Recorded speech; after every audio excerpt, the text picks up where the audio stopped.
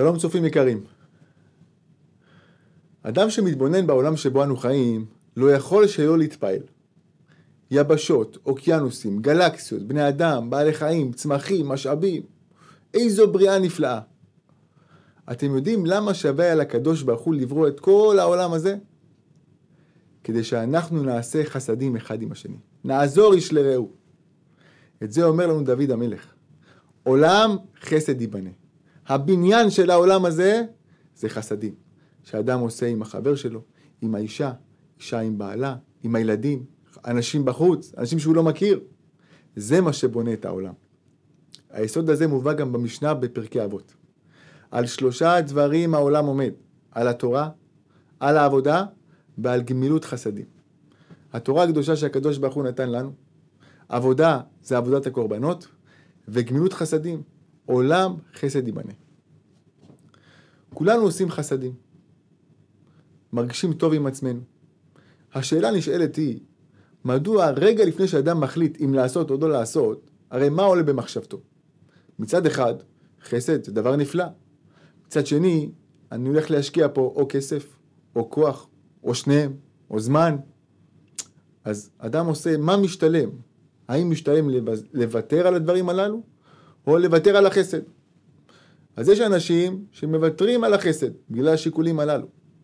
יש אנשים, כמו הצופים של הידברות, שהם בוחרים רק חסדים. אז אני רוצה הערב, ברשותכם, לעמוד על איזושהי תובנה, שתוביל אותנו, במידה ונתלבט, תוביל אותנו לעשות את החסד במלוא המרץ ובמלוא השמחה. תובנה שתבהיר לנו שיותר מאשר אנחנו נוטלים, אנחנו מקבלים. אז בואו ונראה מהי הקבלה שבנתינה. ראשית, בתור הקדמה, הייתי רוצה לעמוד על 2 מצוות ועל ההבדל ביניהן. ישנה 2 מצוות שלכאורה מאוד מאוד זהות. מצוות צדקה ומצוות גמילות חסדים. מצוות צדקה פירושה נתינת כסף או דבר שווה כסף לעני, אדם נזקק. היא נלמדת מהפסוק, כי יהיה בך אביון, ובהמשך פתוח תפתח לו. אדם צריך לתת לעני די צורכו, כמובן אם זה באפשרותו. מצוות גמילות חסדים פירושה הטבה כללית עם הזולת. היא נלמדת מהפסוק ואהבת לרעך כמוך. דוגמאות לגמילות חסדים, ביקור חולים, הכנסת אורחים, לשמח חתן וכלה, ניחום אבלים, עצה טובה, מחמאה, חיוך. לפעמים אדם כשהוא מחייך הוא עושה מצווה גדולה. אדם רואה אדם ברחוב עם פנים נפולות. תחייך, מי יודע מה זה יעשה לו. אמנם לא תמיד זה עוזר. היה איזה אדם אחד שהלך עם פנים נפולות. ראה אותו חבר שלו. אמר לו, דוד היקר, מה קרה? למה פניך נפולות? תן חיוך. אומר, לא, עזוב. זה לא יעזור. אני כבר גמרתי. נראה לי שהולך לשים קץ לחיים. הולך לשים קץ לאיסורים שלי. דוד, עד כדי כך? בוא תספר, תשתף, מה קרה? אומר, אתה יודע איזה חיים יש לי? איזה חיים? כמה כספים אני חייב לאנשים. אני לא יכול ללכת ברחוב עם ראש מורם. הולך למכולת חייב כסף. הולך לחנות חייב כסף. עובר בכביש, עוצר אותי מישהו חייב לו כסף. החיים שלי זה לא חיים. אני החלטתי גמרנו לשים קץ. ואם אתה חבר אמיתי, אתה תבוא ותעזור לי. מה אתה מדבר דוד? מה פתאום? אתה חבר אמיתי, אתה תעזור כי אני החלטתי. איתך או בלעדיך אני עושה את זה ושם קץ לחיים שלי. טוב, ראה שהוא נחוש בדעתו. אמר לו, טוב, בסדר, מה אני יכול לעשות? תגיד לי. אמר לו, בוא איתי, נעלה על סירה, תראה לי את המקום עם המים העמוקים ביותר, ושם אני שם קץ לחיי. לקח אותו לשם, במקום הכי עמוק, אמר לו, הנה פה, דוד, פה, ודוד קופץ למטה. קופץ למטה, החבר מסתובב, הוא בא לחזור חזרה, והוא רואה דוד יוצא חזרה. רגע, חכה, עולה לספינה, מה קרה דוד? הוא אומר, תחזור מהר, מה קרה? הוא אומר, לא, ראיתי שם למטה צוללן שאני חייב לו 200 שקל, תחזור חזרה. אבל פעמים שחיוך כן יכול לעשות את זה. זה גם גמילות חסדים. נשאלת השאלה, בפשטות, אם המצוות כל כך זהות, מה ההבדל ביניהם? אז במבט שטחי נראה שההבדל הוא בהיקף. שמצוות צדקה זה משהו יותר מצומצם, וגמילות חסדים זה משהו הרבה יותר רחב. אז בואו נראה ביחד כמה וכמה מקורות, לראות באמת מה עומד מאחורי המצוות צדקה ומצוות גמילות חסדים בהבדל שביניהם. הגמרא מספרת לנו שיש 3 דברים שבהם גמילות חסדים גדולה יותר ממצוות הצדקה. מצוות צדקה, אדם עושה בממונו. מצוות גמילות חסדים, בין בממונו, בין בגופו. אדם גם יכול לעזור למישהו, הוא לא חייב דווקא עם כסף, להרים סלים, להעביר מישהו את הכביש. דבר שני, מצוות צדקה, דווקא לעניים. אדם שהוא נצרך, אדם לא יבוא עכשיו עם כסף או עם ביגוד לאדם עשיר. מצד שני, גמילות חסדים, זה גם לעשירים וגם לעניים. לדוגמה, מילה טובה, ביקור חולים, עצה טובה, זה גם גמילות חסדים, גם לעניים, גם לעשירים. ודבר שלישי, מצוות צדקה דווקא לאנשים חיים. גמילות חסדים בין אנשים חיים ובין לאלה שאינם חיים. מה למשל? קבורת המת, קדיש, לימוד, כל הדברים האלה זה גם גמילות חסדים, ואדרבה, זה נקרא חסד של אמת. מדוע? מכיוון שאדם שעושה חסד עם הנפטר, הוא לא מצפה לתשובה. מקור נוסף, יש לנו גמרא שאומרת שמי שנותן פרוטה לעני, מתברך ב6 ברכות. עשה מעשה גדול. מה לגבי אדם שנתן מילה טובה לעני? מה אתם חושבים? גם מגיע לאותם כמות של ברכות? אומרת הגמרא, לא רק שהוא מגיע לאותם כמות, כמעט פי 2. אם מי שנותן צדקה מתברך ב6 ברכות, מי שמפייס את העני בדברים, מרומם את רוחו, מתברך ב11 ברכות. עד כדי כך. אבל צריך להבין, לא מדובר בסתם מילה טובה, כן? צריך להגיד משהו שירומם את רוחו. אדם אומר עכשיו, אני לא אגיד לו, תקשיב, איך אתה לבוש, ממש לפי צו האופנה, כל הכבוד לך. צריך להגיד לו מילה שתיתן לו הרגשה טובה.גיד לו, משה, אני חייב שתעזור לי. יש לי שאלה שאין לי עליה תשובה. אתה יודע שאני עובר פה כל בוקר ואני רואה אותך, אני פתאום מרגיש טוב, מתמלא שמחה. איך אתה מסביר את זה? איך התגובה שלו תהיה? לכן חשוב שהאדם, שאם הוא עושה את הדברים הללו, ידע איזה מילים לבחור כדי מה לפייס את העני. ומפה מובן מה שאמרו חז"ל, טוב המלבין שיניים לחברו, יותר מן המשקה הוא חלב. אדם שמחייך לשני, גדול יותר מי שנותן לו חלב. מה עומד מאחורי השוואה? לכאורה זה דברים שונים. זה צורך גשמי, זה צורך נפשי. אלא התשובה היא כזאת. אדם צמא, ואני נותן לו לשתות חלב, אז הרוויתי את סימונו.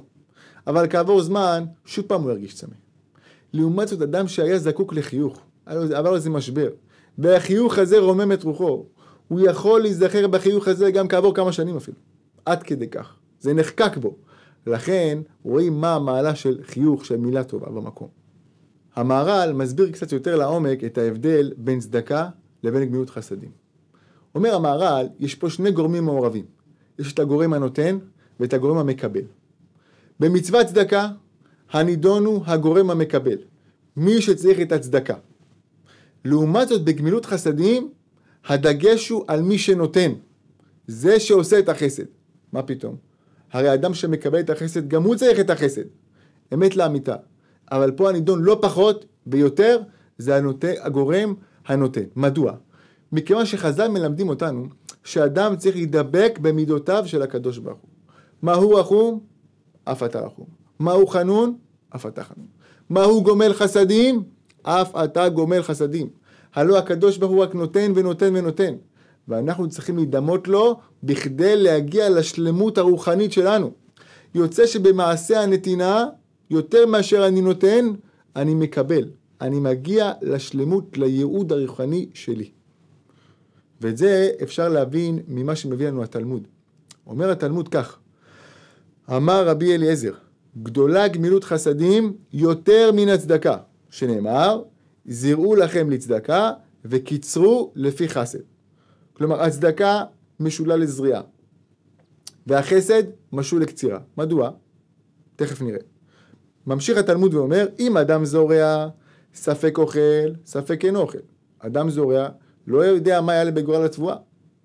אבל אדם שהוא קוצר, ודאי אוכל. קצר פה ודאי שהוא יכול ליהנות מיגיע כפיו. מה הדמיון בין זריעה וקצירה לבין חסד וגמילות וצדקה? אז אם אני אומר שצדקה זה כמו זריעה, זריעה זה ספק. ספק אוכל, ספק אין אוכל. מה פירוש אוכל? כתוב, אלו דברים שאדם אוכל מפירותיהם בעולם הזה. אומרים את זה בתפילה כל בוקר. מה הכוונה אוכל? נהנה מהשכר. כלומר, הוא קיים את המצווה. לגבי זריעה נאמר, ספק אוכל, ספק אין אוכל. כלומר, ספק קיים את המצווה, ספק לא. לגבי חסד, קצירה, ודאי קיים, ודאי אוכל. למה? מה ההבדל בשני הדברים? אלא אותו יסוד שאמרנו מקודם. אם אני אומר שאני מותנה במקבל, אולי המקבל לא ראוי, אולי הוא לא זקוק לו. נכון שיש משהו במעשה שלי, אבל מצוות צדקה כהלכתה לא קיימתי. מה שאין כן, אם אני עושה חסד, בין אם המקבל זקוק או לא זקוק, אני את שלי עשיתי. אני הגעתי להשלמה רוחנית, לכן ודאי אוכל מהפירות, ודאי זוכה לקיים מצוות חסד כהלכתו. אז בואו ונסכם עד כאן מה ראינו. ראינו את המעלה של חסד, ראינו את ההשוואה בין צדקה ובין חסד. ראינו שצדקה זה מוגבל, זה רק לעניים, רק בממון ורק לאנשים שהם חיים. לעומת זאת, חסד בין לעניים, בין לעשירים, בין בגופו, בין בממונו, בין לחיים, בין למתים. ראינו שבעוד שהדגש בצדקה זה על הצד המקבל, הדגש בחסד לא פחות הוא על הצד הנותן. אדם על ידי הנתינה מקבל הרבה יותר. מגיע להגשמה הרוחנית שלו. רוצה לתת דוגמה ברשותכם מהתורה, בסיפור של השידוך בין יצחק ובין רבקה. נראה את החסד שהיה שם ואת התמורה שהתקבלה בעקבות זה. אברהם אבינו שולח את עבדו, את אליעזר, למצוא שידוך ליצחק. יצחק יודע שרובצת עליו אחריות מאוד מאוד גדולה. למצוא שידוך לבן של אברהם אבינו. בית שצריך להיות מושתת כל כולו על חסד ועל תורה. אומר אליעזר דבר כזה, אני אעשה מבחן לנערה שאני אפגוש. אני אראה אותה ליד הבאר, זו הייתה האטרקציה היחידה שם באותם זמנים, אני אראה אותה ליד הבאר, ואני אבקש ממנה לשתות. והיה ואם תגיד לי תיקח לשתות, וגם לגמלים שלך אני אתן לשתות, אני אדע שהיא הנערה. כך גמר בליבו, ויצא לדרך. אליעזר מגיע לארם נהריים, רואה נערה ליד הבאר. הוא רואה את המים עולים לקראתה. אז לכאורה בפשטות, הוא קיבל כבר את מה שהוא ביקש. לא צריך מבחנים יותר. הנה הצדיקה הגדולה ביותר. קח אותה לבית של אברהם, תגיד לה, אדוני, זו האישה הצדיקה, אין כדוגמתה. ראיתי איך המים עולים לקראתה. אבל אליעזר, למרבה הפלא, הוא ממשיך במבחן. ממשיך לפי התוכנית. אומר לה, הגמיעיני נא מעט מים מקדך. הוא רוצה לבדוק אותה. מה היא אומרת לו?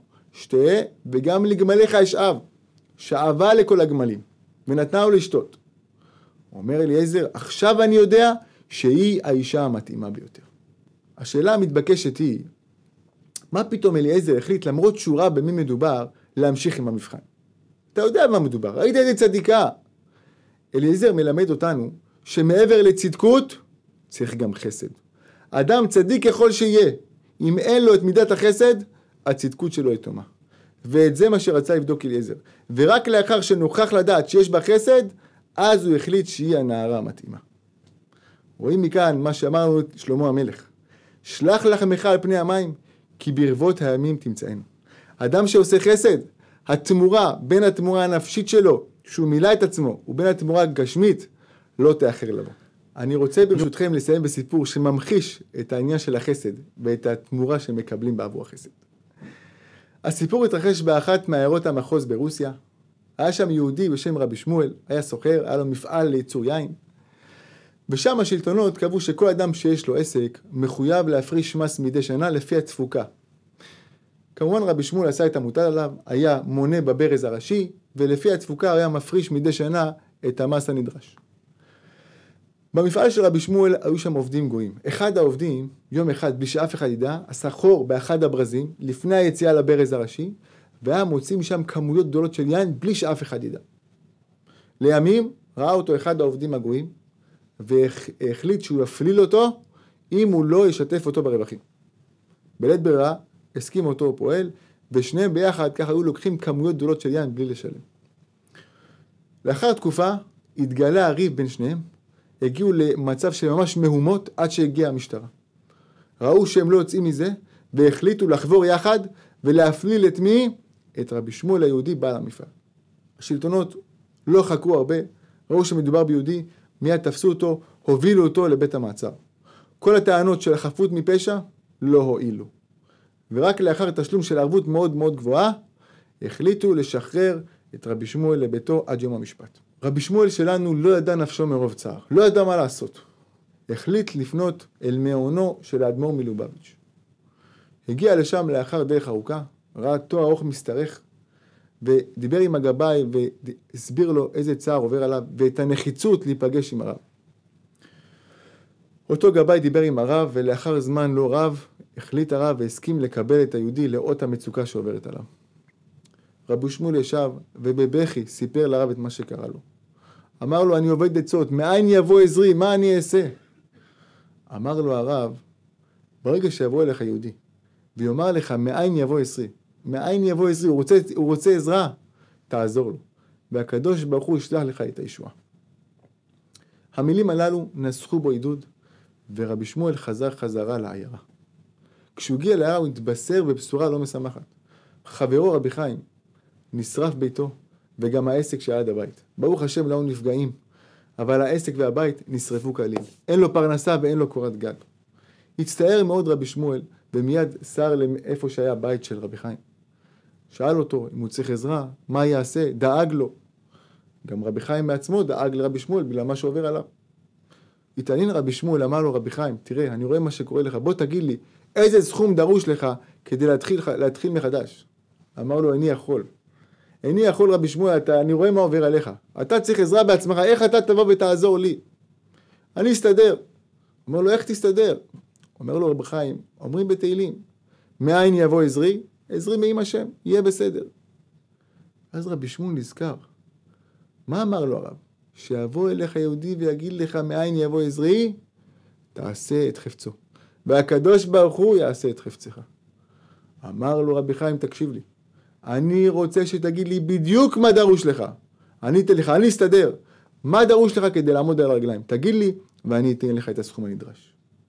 הודה לו מעמקי נשמתו, וקיבל ממנו את הסכום. רבי שמואל חזר לביתו, והמתין ליום עם המשפט. היום המיוחל הגיע.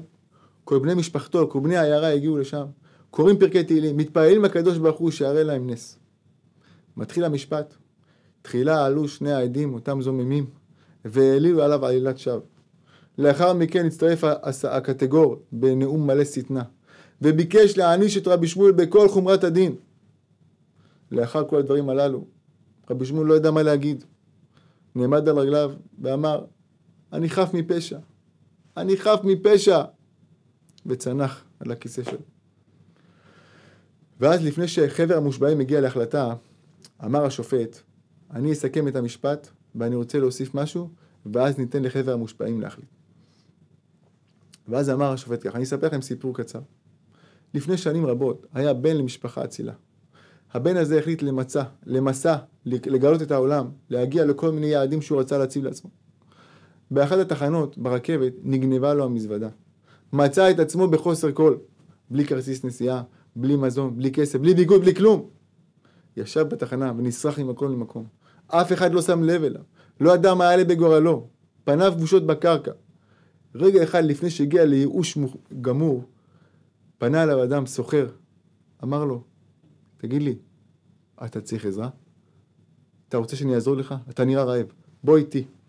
לקח אותו למסעדה של הרכבת, נתן לו לאכול. שמע אותו, היטה לו אוזן, נתן לו כסף, גם שיספיק לו לנסיעה ולכל מה שהוא צריך. אמר לו שיהיה לך הרבה דרך אצלך. אמר לו, תודה רבה לך, אתה לא יודע מה עשית לי, אני אקח את הפרטים ואני אחזיר לך על כל מה שעשית לי.